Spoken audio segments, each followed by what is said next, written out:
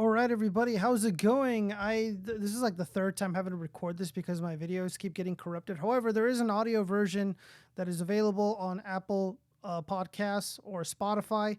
There's always audio versions of these standalone video analysis type videos. And yeah, links in the description to everything. So this is going to be pretty quick. This is going to be pretty short. This video or this article right here or this news in general has gone viral recently because, well, it's Tulsi Gabbard.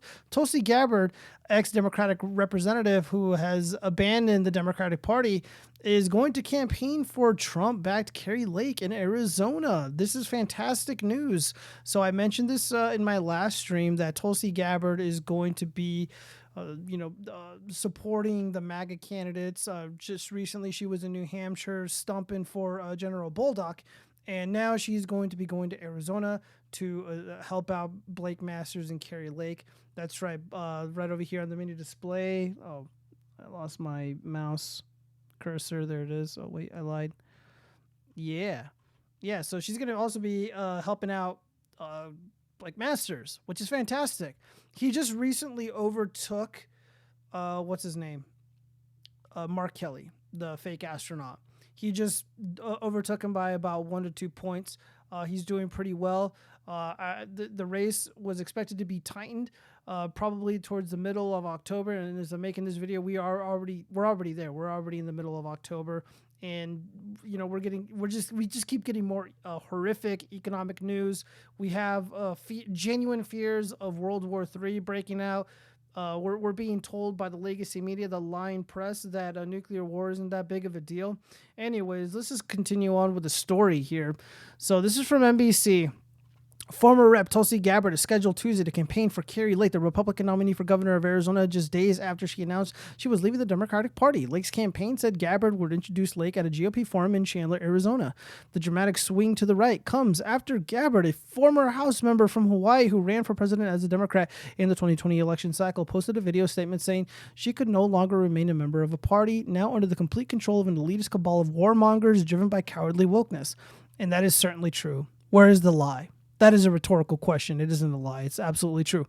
Gabbard has often been at odds with Democratic leaders, despite having endorsed Joe Brandon in the 2020 race after she dropped out. But she will now campaign for a Trump-endorsed candidate who has become a prominent election denier in Arizona. This is that's total nonsense. By the way, they're trying to force Kari Lake to accept the results of the midterm election in Arizona. I don't understand. I don't know how you can accept something that hasn't even happened yet. That doesn't make a lot of sense to me. I think that's kind of silly. They're just trying to, put her in a really terrible position. I would never answer, or give a satisfactory answer to these fake news journos as to whether or not I would accept the elections of a contest that hasn't even happened yet. That's pretty ridiculous to me. But anyways, let's continue. Lake repeatedly declined to say in an interview Sunday on CNN's State of the Union whether she would accept the results of the election next month if she loses to Democrat Katie Hobbs. She had remarked earlier that midterm elections could be tainted by I don't know if I can say that. I don't know if I can say the F word because I'm on YouTube and YouTube likes to censor my lawful speech. Others speaking at Tuesday's GOP forum include Senate candidate Blake Masters and Abe Hamadeh, who is running for Attorney General. All three of the candidates scheduled to take the stage Tuesday have denied the results of the 2020 election. And to that I say, what's wrong with that? Why is it wrong to be skeptical? Why is it wrong to question the government? Why is it wrong to question the events that took place in the last 2.5, 3 years? Just a lot of the things that are brought forth before us by the legacy media has been totally bunk, has been totally bullshit.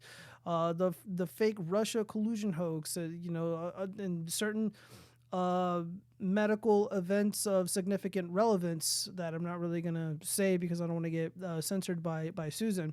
But yeah, that's besides the point. Let's see. Last week, GOP Governor Doug Ducey and former Vice President Mike Pence, who both rebuffed former President Donald Trump's pressure to overturn the 2020 election results, backed Lake and Masters, who chairs the Republican Governors Association, had endorsed Karen Taylor Robinson over Trump's pick in the GOP primary. So this is a recent development. I was not aware that Doug Ducey and Mike Pence would end up backing Let's see. So let me read that again. So last week, GOP Governor Doug Ducey and former Vice President Mike Pence, who both rebuffed former President Donald Trump's pressure to overturn, they backed Lake and Masters. Can I click on this link? Let me see. Does it? Oh, it doesn't take me anywhere. That doesn't take me anywhere at all. Well, it does appear that Doug Ducey. Oh, let me double check that. I'm gonna double check this right now because that is pretty significant news. Let's see. Doug Ducey endorsed Kari Lake.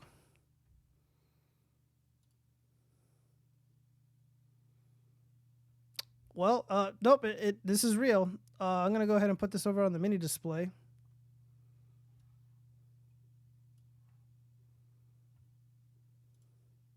Yeah, this is news to me, you guys. I didn't know this at all. Doug Ducey really fucking sucks. I don't like this guy at all. But hey, he endorses gubernatorial candidate Kari Lake. It's fantastic news. Again, we'll take all the help we can get. And apparently, Mike Pence is also supporting her. Whatever.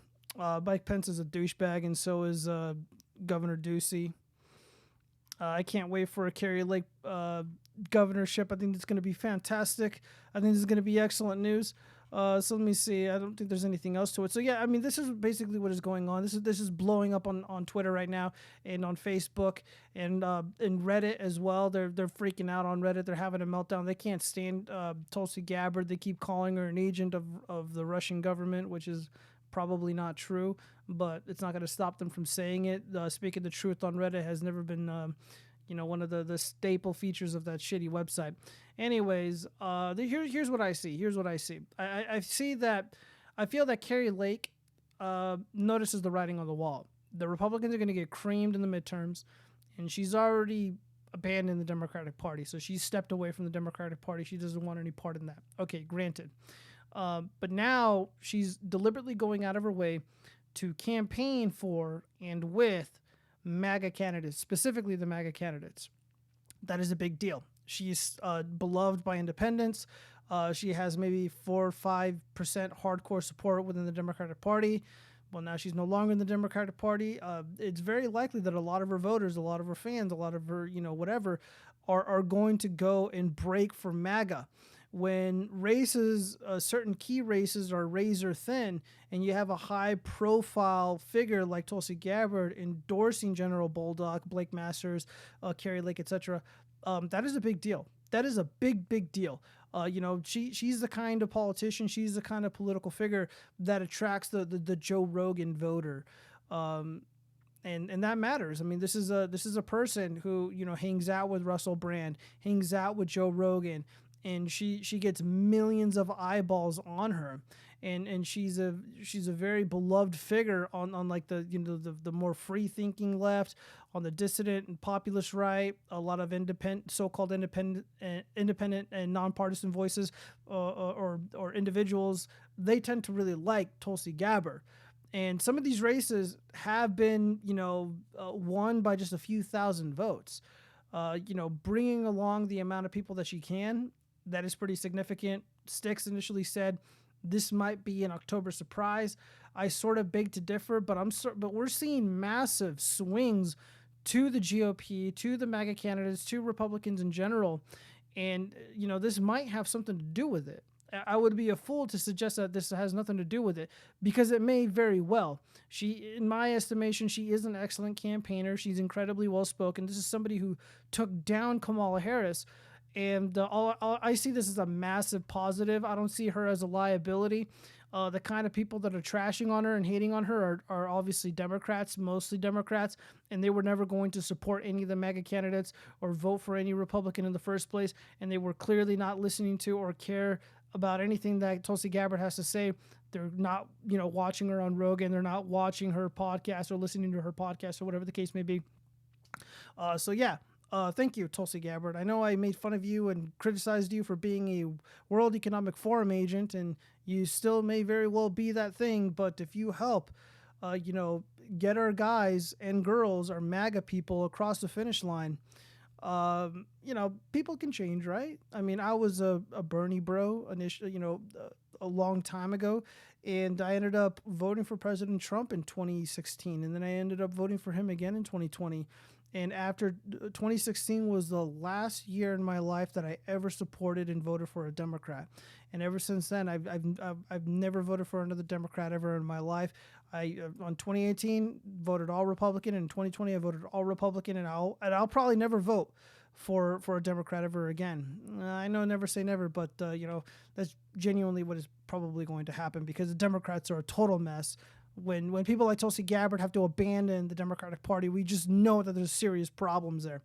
So yeah, I want to know what you guys think. By the way, again, if you want to get this content in an audio-only format, it is available on Spotify.